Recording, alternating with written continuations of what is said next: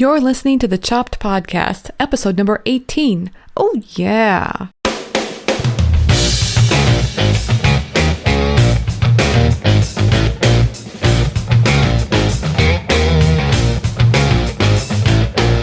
Hey everyone, I'm Marley of the blog Namely Marley. Thanks for joining me today for the 18th episode of the Chopped Podcast. This is the podcast designed for people just like you, bloggers who love food. Each week I'm sharing interviews, thoughts, and stories, everything related to food blogging, so we can all learn together about what works with food blogging and even a little bit about what doesn't. Today's guest is Carly Campbell of the site Buns in My Oven. Don't you just love that website name? Carly and I are talking about building your dream career as a food blogger because that's what Carly did. I actually reached out to Carly after I saw this post of hers on Facebook, and I'm quoting and paraphrasing a little just so it makes sense here, but here it goes. She says, "My husband and I were just talking about this last night as we put an offer on our dream house. We started out pregnant at 17, broke as a joke, no college degree for him and no high school diploma for me. And look how far we've come in just 15 years. He's a COO and I'm owner of a thriving business. I'm pretty proud of us today." And that goes above a quote from Carly from a couple years ago saying, "Sometimes I just want to pinch myself. Do I really earn a living taking photographs and sharing my stories and recipes on the internet?" I read that post from Carly and just imagined how many people feel the same way or want to feel that same way. If you've ever thought about how food blogging might be your dream career, then listen in because I'm asking Carly tips on how she does it. Before we move on to the interview, don't forget to mark your calendars for October 15th through the 16th for the Chopped Conference. This is more than a food blogging conference. It's an opportunity to be with like-minded people in an environment where we're all on the same page, just trying to grow our food blogs to the next level. The 2015 conference is going to be so inspiring, so head to chopcon.com and buy your tickets today. Let's go straight to that interview with Carly. Today's intro shout out is to Ashley of the site Spoonful of Flavor. Ashley said she was listening to the Chopped Podcast while on her flight to the U.S. Virgin Islands. Thanks for your shout out, Ashley. All I can say is, sounds so nice. Shouldn't we all be listening to the Chopped Podcast on a flight to the U.S. Virgin Islands? So, what are you doing while listening to the Chopped Podcast? Send me a shout out on Twitter or Instagram using hashtag ChoppedCon, and maybe I'll feature you and your site in an upcoming episode.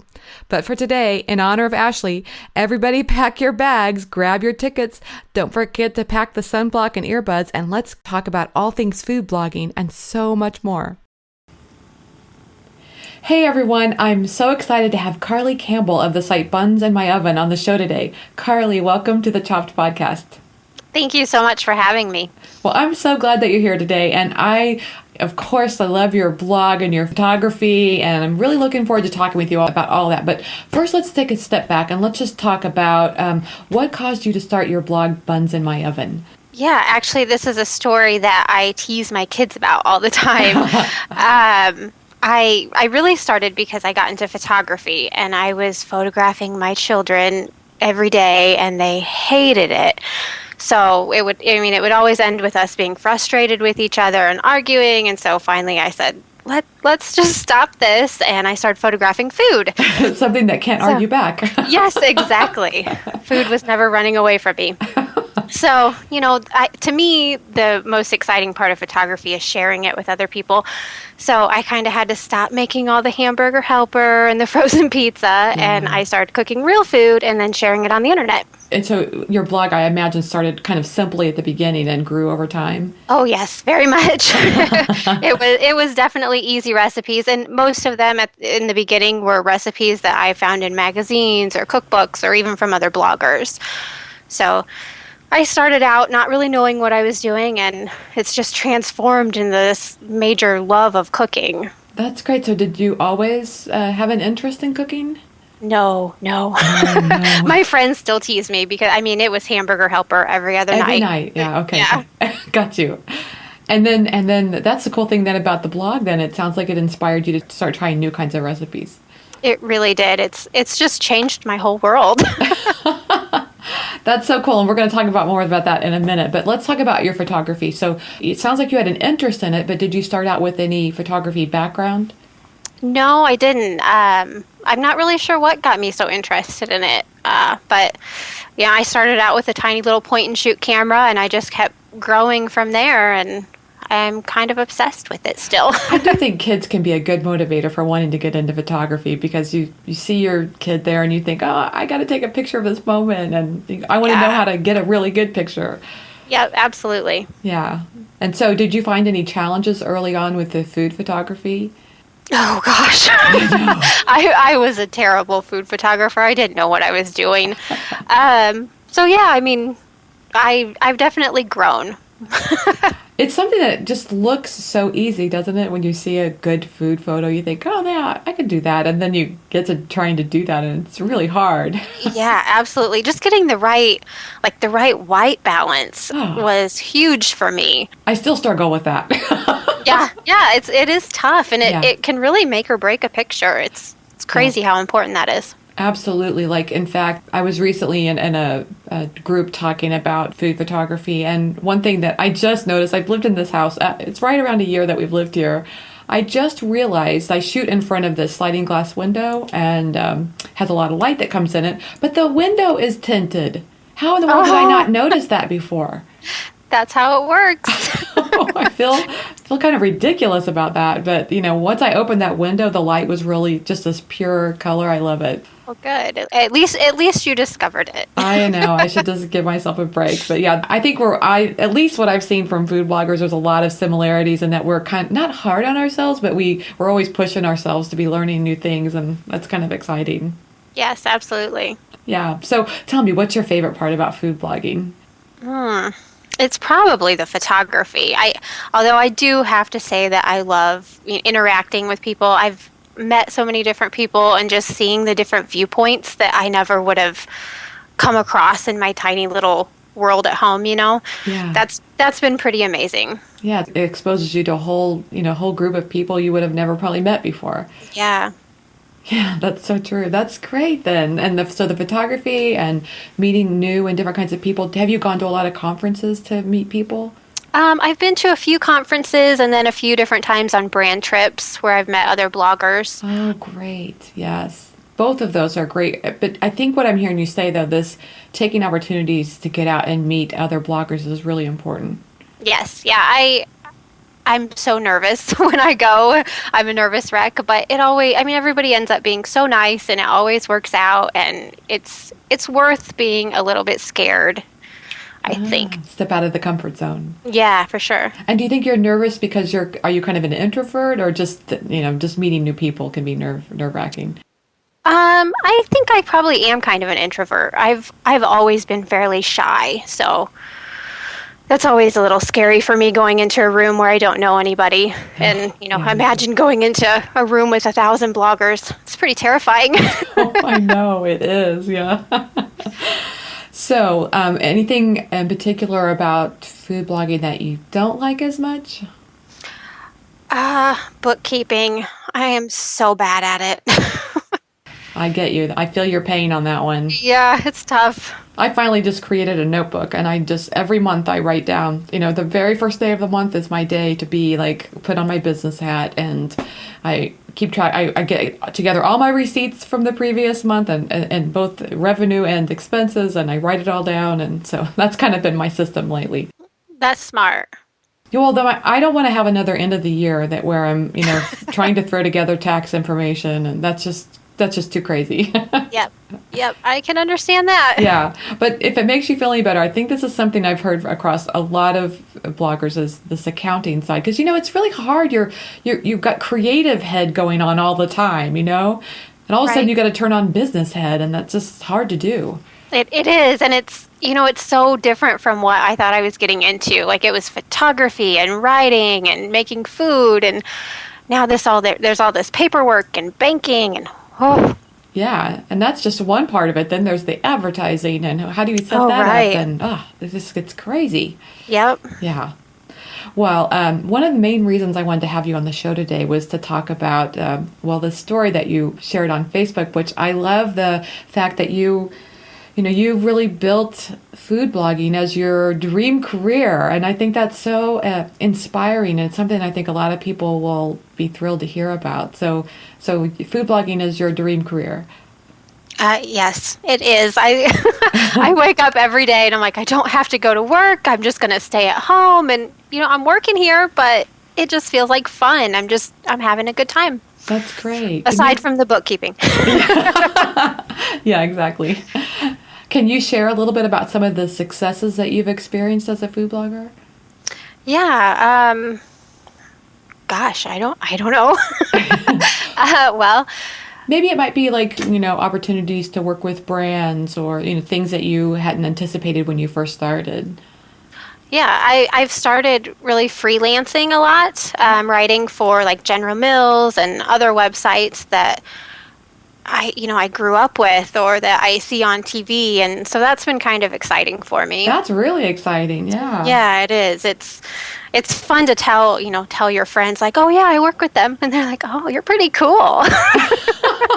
This food blogging thing's not so bad. Yeah. And did they reach out to you, or is that something that you kind of instigated?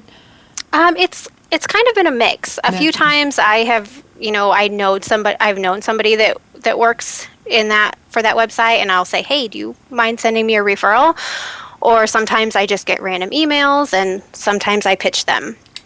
That's great. And what do you think are some of the tips that you feel like you've had that have helped you? Like, for example, I could see where you feel like you might have really strong writing skills, or, those are the kinds of things that kind of gives you the confidence to actually make that reach.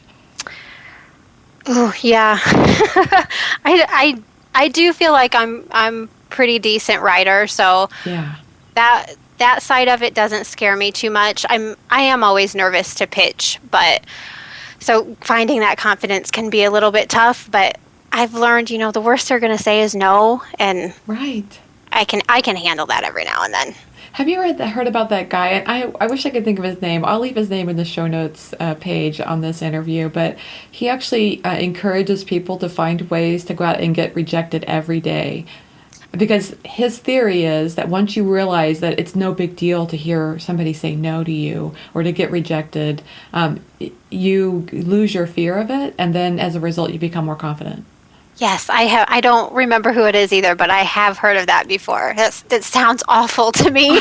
I know. Like he would go up to random people and say, "Would you drive me to this city that's 100 miles away?" Of course, they would say no. He tried to pick things that were completely ridiculous and. Yeah, that is. I mean, it's really smart. Once you've heard no, you get used to it. It's not that scary. It's not the end of the world if you reach out to some brand and say, would you be interested in discussions or and starting a conversation, and their response is not at this time. Oh well. Yep. We'll find someone else who can. That's right. That you just keep going on. I sometimes feel like it's like soccer. The more attempts at goal that you have, the more chances that you're going to score eventually. Yeah, that's a good analogy. Yeah, just look at it as an attempt at goal. So I'm just curious about, talking about specifics on your site. Are there some things that you wish that you're doing now that you wish you would have been doing all along? Oh, yes. So many things.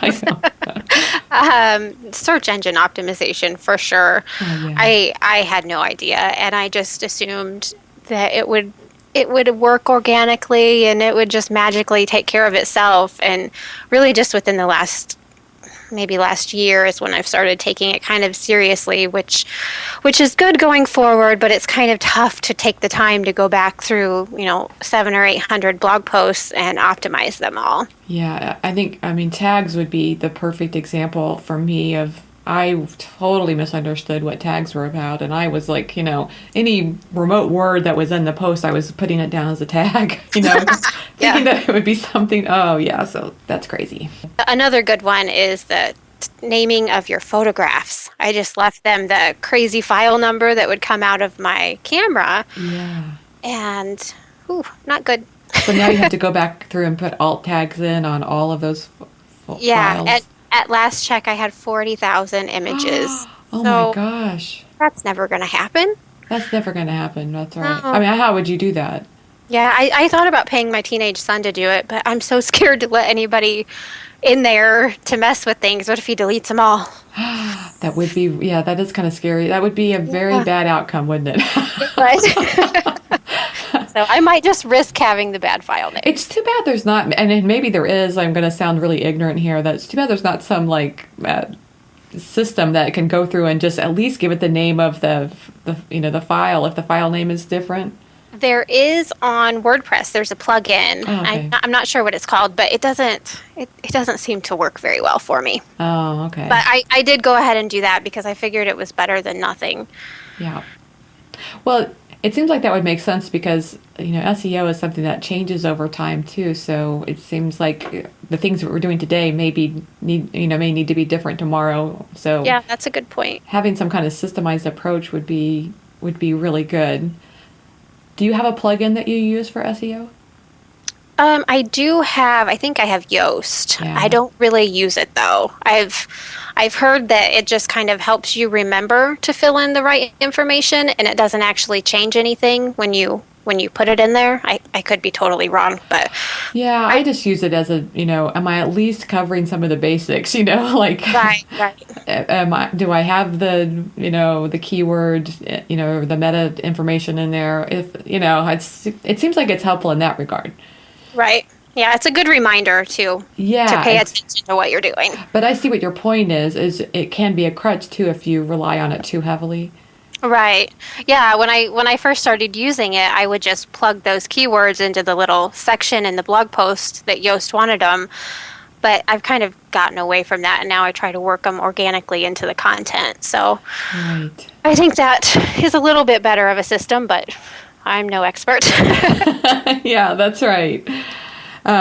So how do you do that differently today? Do you just incorporate SEO into each blog post, whereas you didn't do that early on?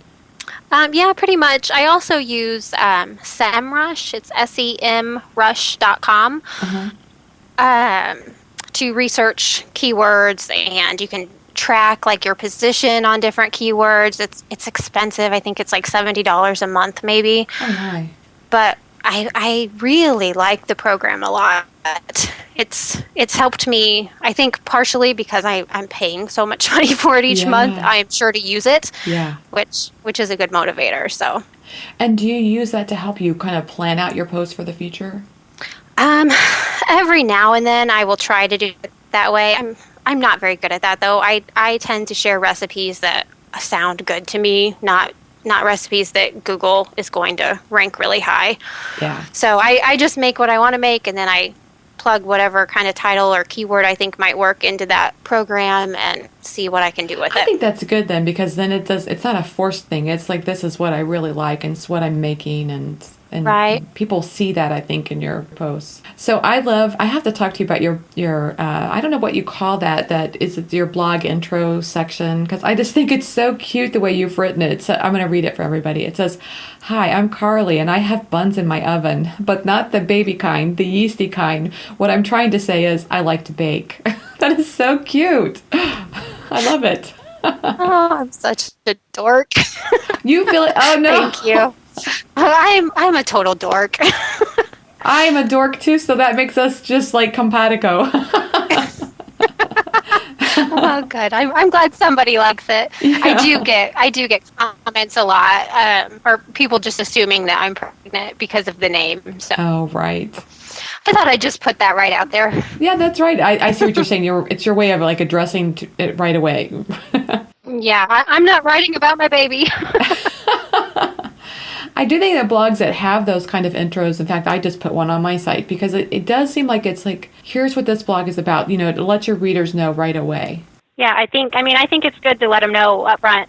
Yes, it kind of sets that tone and helps the reader know, okay, this is the site that I'm really interested in reading more here. Yep, I agree. Have you had any best practices that you've used that you think has helped you to grow traffic over time? That's a really good question.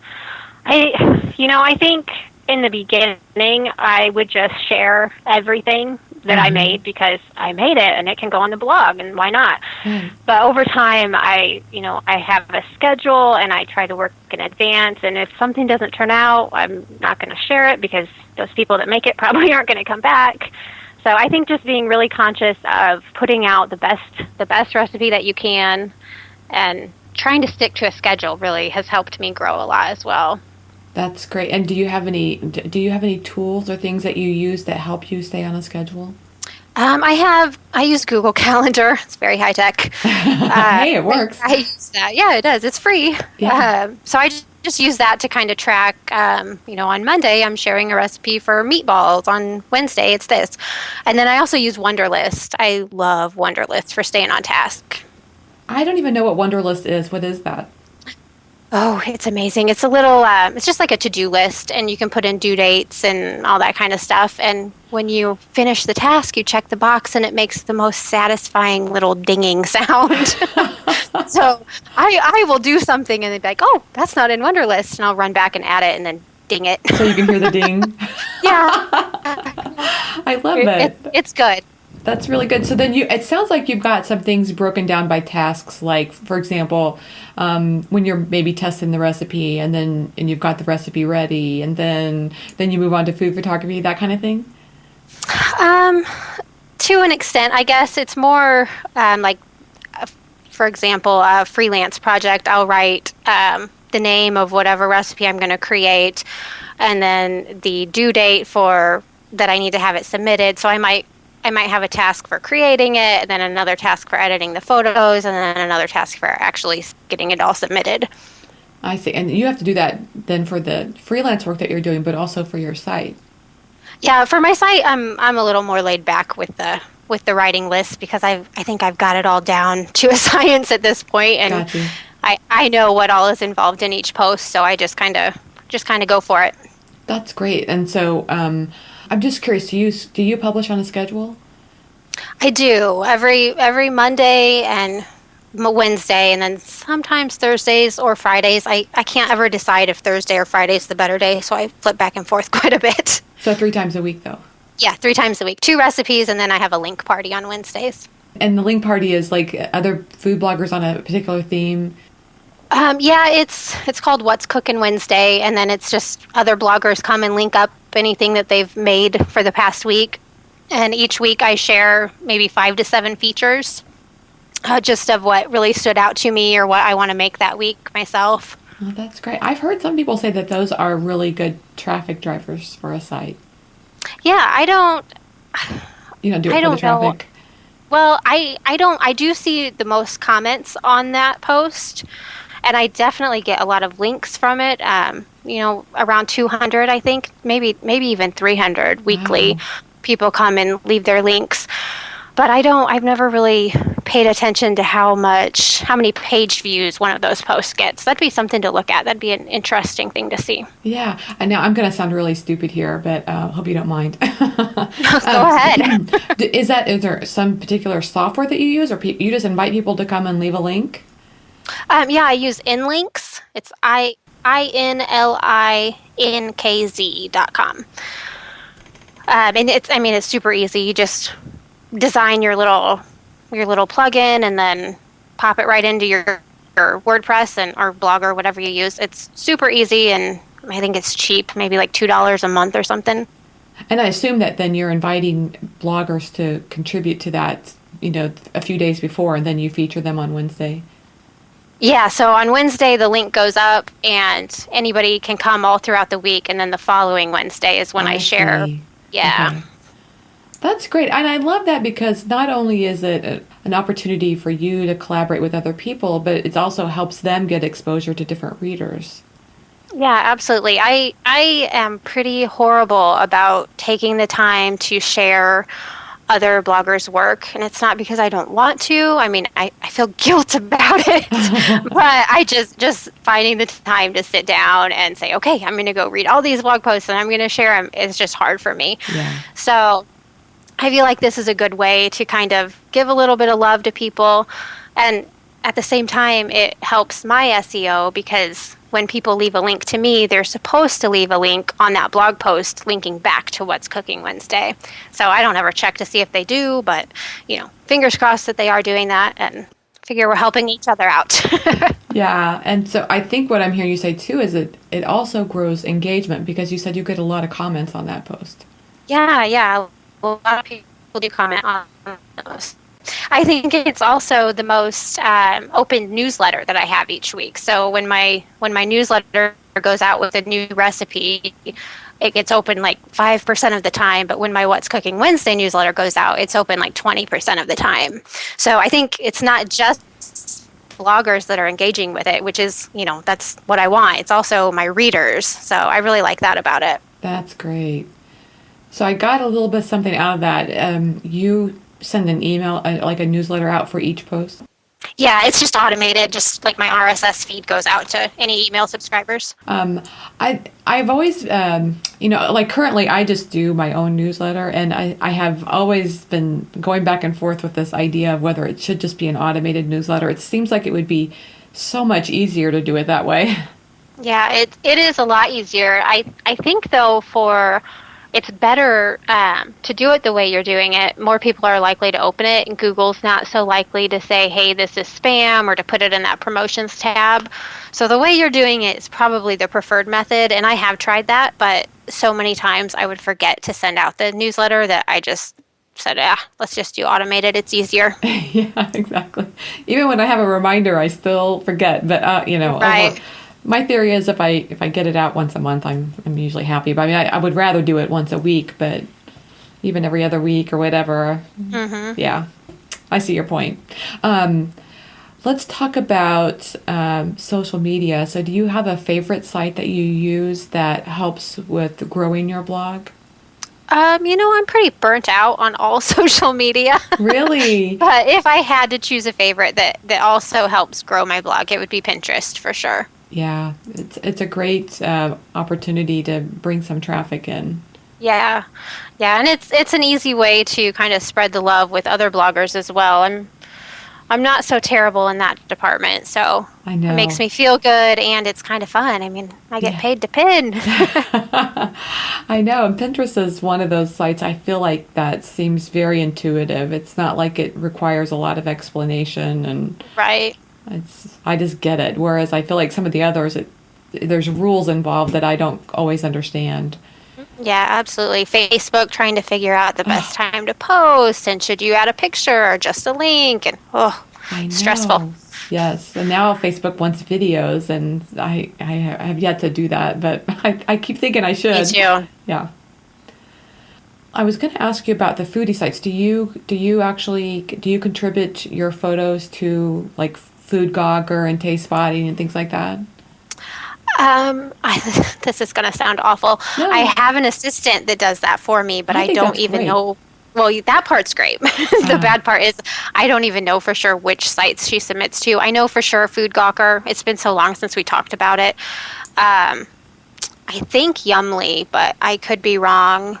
And maybe Taste Spotting. I honestly don't even know. I don't really see traffic from any of them very often, so I just don't pay much attention to it.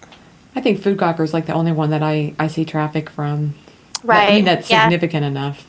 Yeah, every now and then I'll see a little boost from Food Gawker, and really the only reason that makes it worth it to me is the thought that maybe a brand might see something and want to work with me through something they saw on Food Gawker. Yeah. I've seen some people who say they're too stressed out to submit to those sites because they hate that feeling of being rejected, because they're so picky about some days and not the others. And yeah, I can understand that. I just reached the point that I just didn't care. Like, if they accepted it or not, I would submit it anyway. Yeah, I used to count when I first started to see, I have more rejections than I have acceptances here. Yeah. And once I got past that, I'm like, take it or leave it. I don't care. That's right. And so, like with Taste Spotting, it gives you that option to get a response actually in your inbox of how they responded to your photograph. I don't even do that anymore. Like, if they accept it, great. If not, I don't care. Yeah. Although sometimes I do go back and try to. I mean, my theory about photography is that, I don't know about you, but it seems like there's a wide range of photography within food blogs. And for one person to be able to look at a photograph and deem it worthy or not, I don't know. I think we have to decide what we like for our sites, and if that meets Food Gawker standards, then great.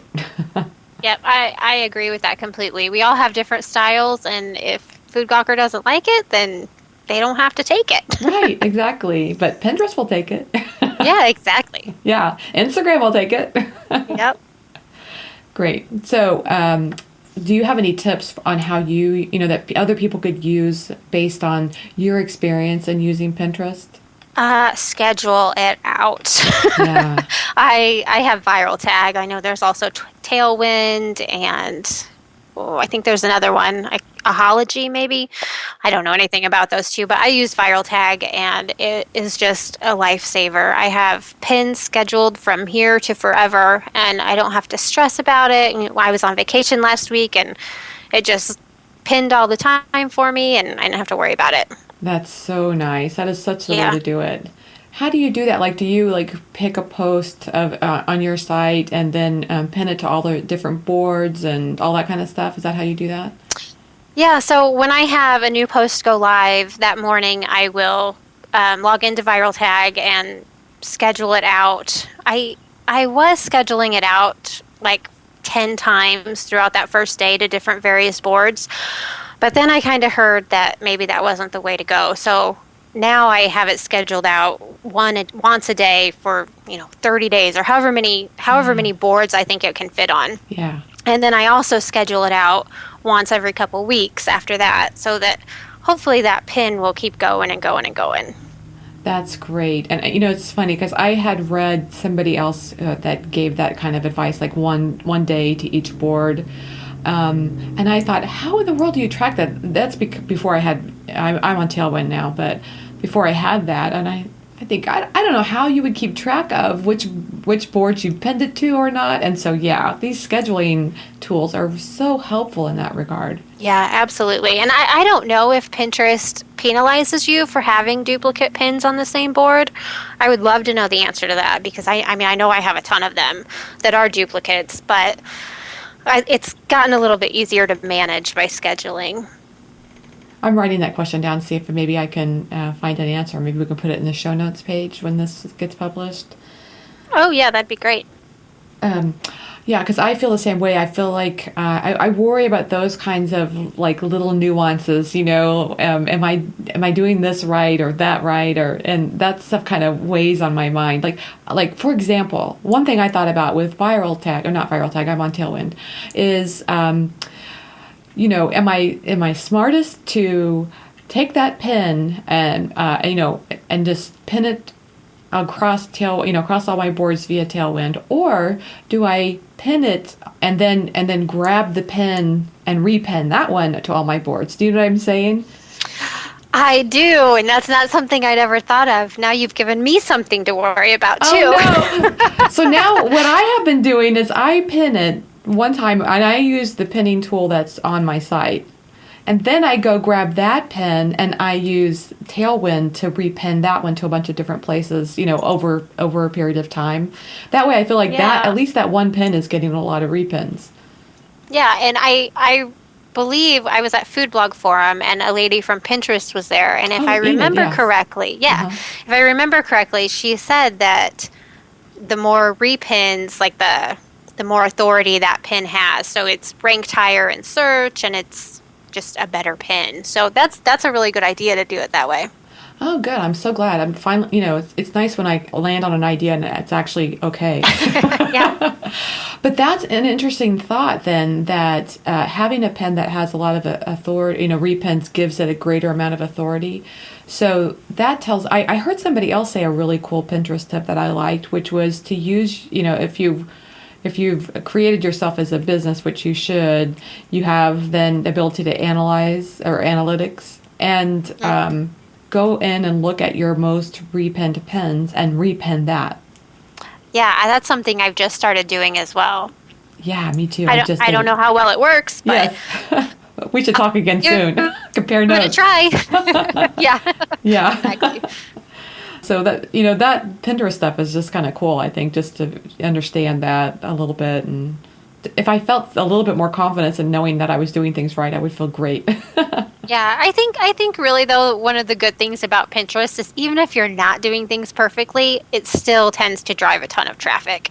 Yeah. So it's kind of the opposite of Facebook. You get so discouraged with Facebook, but Pinterest is just your your little buddy, and it'll figure it out for you. I know. The news sounds to me like Facebook is going to continue to be, get more and more difficult. Yeah. It makes it hard to want to spend a lot of time there. I know, it does. It really does. Yeah. But I don't know. I guess there are some people who say using it well can make a difference, and if you're willing to put a little bit of money, I think that can make a huge difference. I just haven't crossed that bridge yet. Yeah, I've played around with boosting posts, but I don't really feel like I've gotten my money's worth. Yeah. I don't know. Who can say? Yeah, I feel the same way. I have tried advertising particular posts in certain on certain social media platforms, and I still have yet to feel like, I always feel like, I'm sorry, I'm just going to say this, Carly. I feel like in food blogging, sometimes there's like a secret, like there's a code out there, and I don't know the code yet. I feel that way too. Oh, I'm surprised I think we all feel that way, though. Okay. It's because it's a very complicated thing. I think on the surface, food blogging looks so easy, but when you get into it, it's very complicated. It is. I mean, when you think about it, we're the photographers, we're the cooks, we're the writers, we're the tech person. There's so much to know. We're the marketing director, creative director. Yeah, all of those things. Yep, it's just a lot. And honestly, I have different readers than you have, and what works for me might not work for you, and vice versa. So that's true. All those secrets don't always help. Yes, and you're so right, because sometimes I feel like I'm looking for this secret formula, and so as a result, I might hear you say this, and I think, oh, I got to run out and do that. And in reality, that it may not. You got to just kind of put it through the filter of, will this work for my audience? Right. Yeah. So just because you do this, this Link Party Wednesdays is a really cool idea. If that's something that I wanted to try, with my blog, that might be a great idea, or maybe it may not go well. But I do think having the spirit of experimentation is good. Oh, yeah, absolutely. You don't know if it's going to work until you try. Yeah, exactly. Just see how it goes. Yeah. So I feel like we just asked the question, or we just talked about what social media platform that you use because it's a good traffic driver, or it's just, just like good business sense for your blog. But do you have a social media platform that you do for fun, or are you just nothing's fun about social media for you? No, I do like Instagram a lot. I don't have a huge following there, and I don't always take the time to. I don't know. I don't scroll through my feed as often as I think others do, because I'll see comments from other people on every post I look at sometimes, and I'm like, man, I need to get on Instagram more. But it's fun for me, and I just leave it at that. That's right. I still think that Instagram is the best because it is so simple. Right, yeah. There isn't an expectation that you're going to share other people's stuff, or, it is really just about you getting in there and kind of creating this page that looks like what you want it to look like. Yep, exactly. And you can put a lot of thought into it, or you can just do it. You know what I mean? That's me. I go back and forth. I want the likes on my pictures, of course. Yeah. So, and I can definitely see when I've taken the time to really take a nice picture versus, oh, look at my kid doing something funny. That gets nothing. But, I guess you got to decide how you're going to use it. And if you like putting up pictures of your kids, then you should just do that. Yep. That's what I try to keep in mind. Yeah, exactly. And for me, the struggle is how to write that caption in a way that, Yeah, try to be clever and witty. Yeah, and sometimes I just feel like going, this is a smoothie. Enjoy. I don't know what else to say. Well, I got it's a smoothie. Yes.